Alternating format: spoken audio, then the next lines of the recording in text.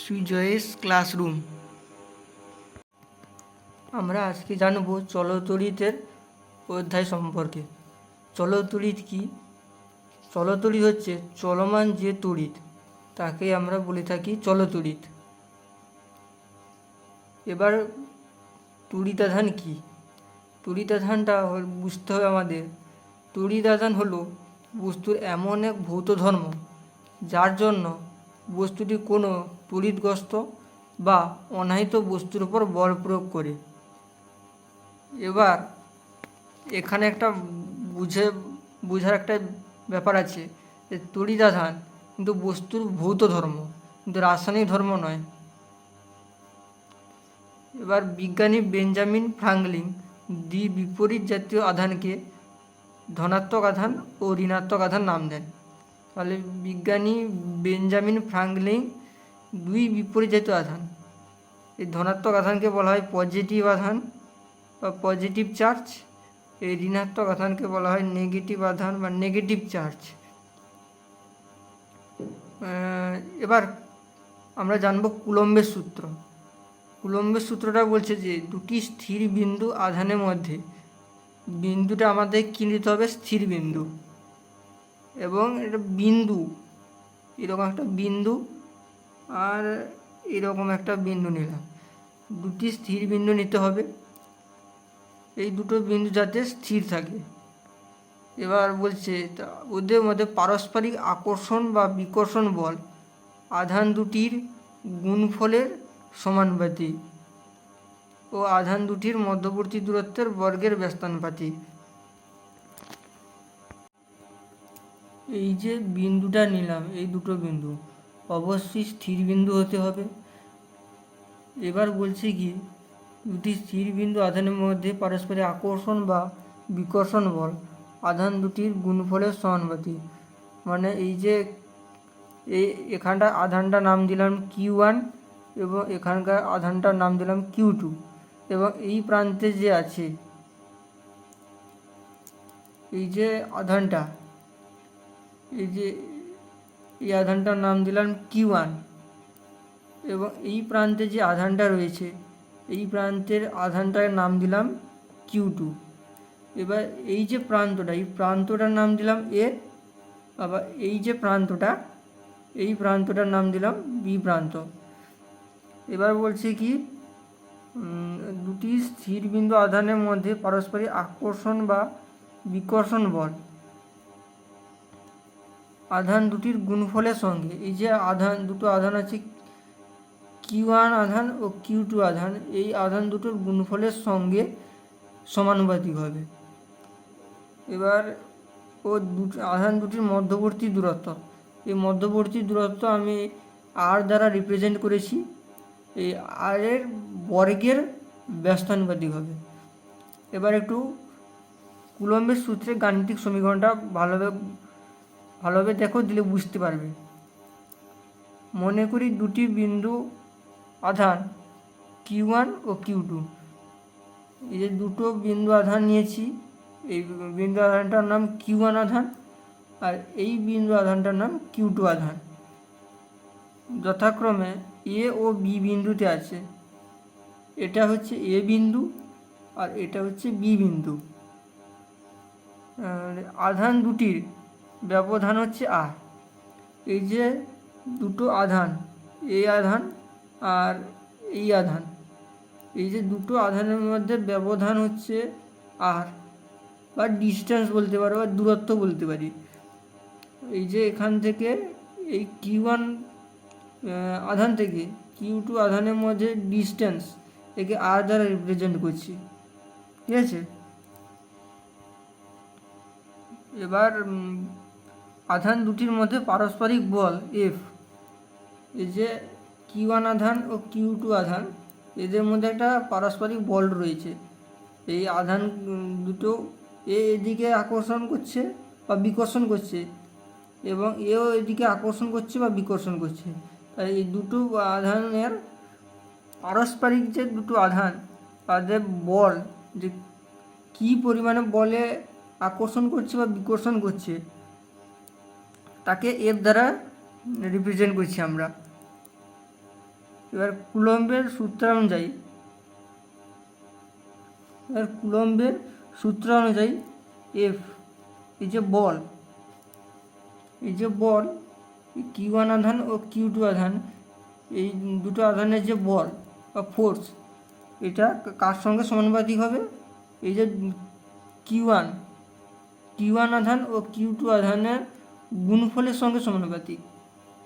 এখানে Q1 into Q2, F এই যে এফ বা বল মানে দুটো আধানের যে বল, এটা ওই দুটো আধানের Q1 ও Q2 আধানের গুণফলের সঙ্গে সমানুপাতিক হবে।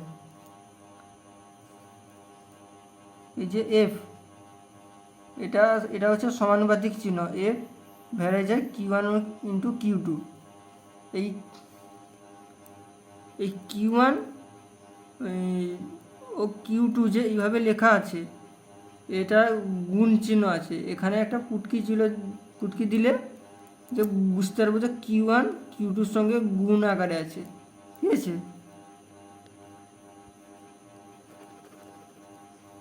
তাহলে এফ ভ্যারেজার Q1 ইন্টু Q2।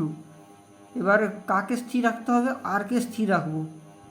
আর মানে এই যে ডিস্টেন্স এ থেকে বি এর মধ্যে যে ডিস্টেন্স, এই আরটাকে স্থির রাখবো। এক্ষেত্রে আরকে স্থির রেখে আমরা এই যে এফ মানে বল আধান দ্বয়ের মধ্যে বল, এটা এই যে Q1 ও Q2 সঙ্গে সমানুপাতিক হবে, তখন এই আর যে রাশিটা রয়েছে, এই আর রাশিটাকে কনস্ট্যান্ট বা স্থির রাখবো। এবং এফ ভ্যারাইজার 1/r², এটা হচ্ছে কি ওই যে আধান দুটির মধ্যবর্তী দূরত্ব। এই যে Q1 আধান ও Q2 আধানের মধ্যে যে মধ্যবর্তী দূরত্ব আর ধরেছি আমরা, এই আধান দুটির মধ্যে যে মধ্যবর্তী দূরত্ব তাদের বর্গের ব্যস্তানুপাতিক। বর্গ মানে ধরুন আর আছে, এরকম আছে, ধরুন এফ ভ্যারাইজার 1/r, এটা হচ্ছে কি শুধু ব্যস্তানুপাতে আছে। এবার বর্গের ব্যস্তানুপাতিক বললে এফ ভ্যারাইজার 1/r², এরকম, এটা হচ্ছে বর্গ, এটা এরকম হচ্ছে বর্গ, আর এটা হচ্ছে ব্যস্তানুপাতে আছে। এই বল এই দূরত্বের সঙ্গে ব্যস্তানুপাতি আছে। তাহলে এফ ভ্যারাইজার 1/r², যখন কি হচ্ছে Q1 ও Q2 আমরা স্থির রাখছি, মানে এই যে Q1 আধান ও Q2 আধানকে আমরা স্থির রাখছি, এর দূরত্ব মাপছি আর কি। এই যে আধান দুটির মধ্যে বল, এই দূরত্বের বর্গের সঙ্গে ব্যস্তানুপাতিক। এবার যৌগিক ভেদের নিয়ম অনুযায়ী আমরা পাই এফ ভ্যারাইজার Q1 ইন্টু Q2/r²। এই Q1টা যে উপরে আছে, এই Q1টা উপরে আছে মানে এর নিচে কিছু নেই, মানে 1 আছে। আর এই এফ ভ্যারাইজার Q1 ইন্টু Q2/1, এর নিচে কিছু নেই মানে আমি 1 ধরেছি। এবার এফ ভ্যারাইজার এই যে 1/r², এখানে দেখতে পাচ্ছ ওয়ানটা উপরে আছে, মানে Q1 ও Q2 মানে এখানে বসবে। আর এই যে 1টা এখানে আমি বলেছি কি নিচে কিছু নেই মানে 1 থাকবে, এই 1টা r² এখানে আছে।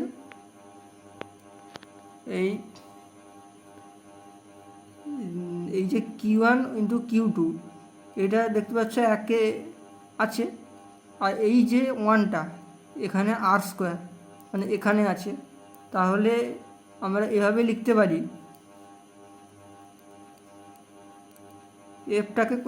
এফটাকে একই রাখলাম। এবার Q1 ইন্টু Q2 বাই এই যে r² নিচে আছে, এরকম আছে, নিচে রাখলাম। এইভাবে হলো ফর্মুলা।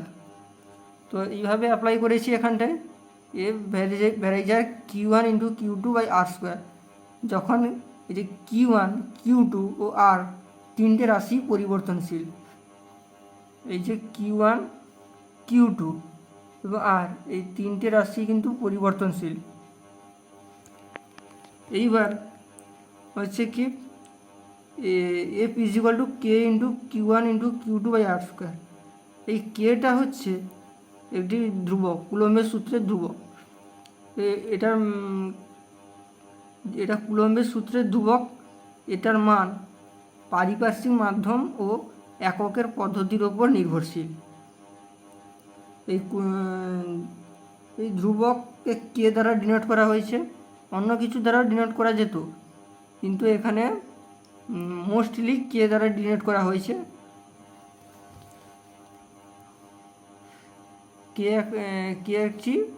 কে হচ্ছে কি একটি সঠিক মান। আবার এই শূন্য স্থানে সিজিএস পদ্ধতিতে কে ইজ ইকুয়াল টু 1 হয়। এই তাহলে কি হচ্ছে, শূন্যস্থানে সিজিএস পদ্ধতিতে কে যদি 1 হয়, কে এর মান যদি 1 হয়, তাহলে আমরা কিভাবে লিখতে পারি,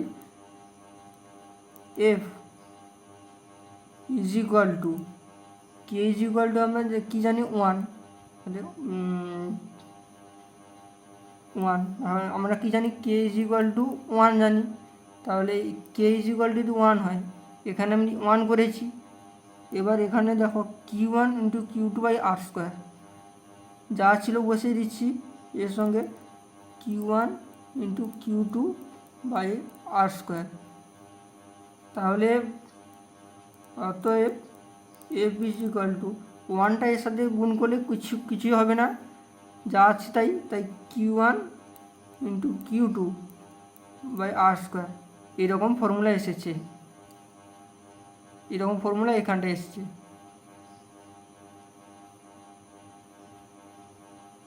এটা হচ্ছে সিজিএস পদ্ধতিতে F is equal to Q1 into Q2 by R square. এবার যে শূন্যস্থান মানে বায়ু মাধ্যম নয়, কিন্তু শূন্য মাধ্যম।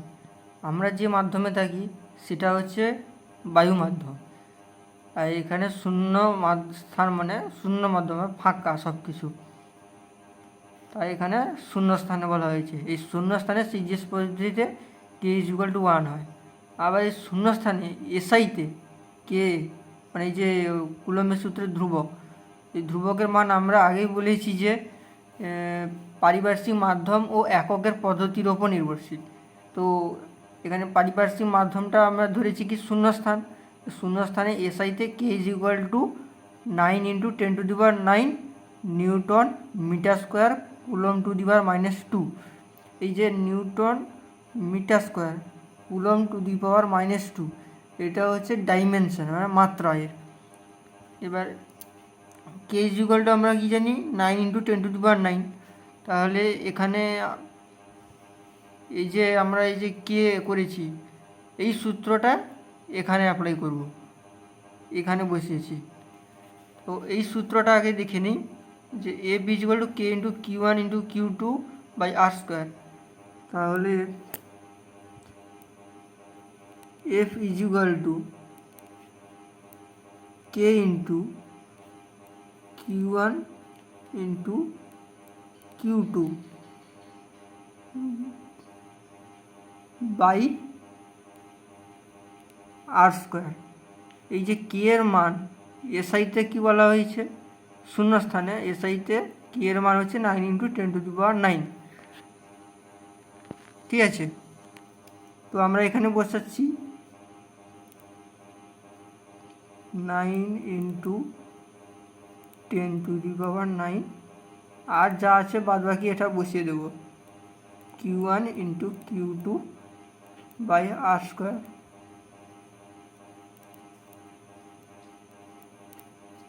তো এইটাই হয়েছে, এইটাই এখানে অ্যাপ্লাই করা হয়েছে। A equal to 9 into 10⁹ into Q1 into Q2 by R square.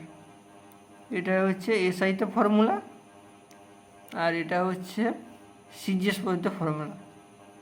ঠিক আছে।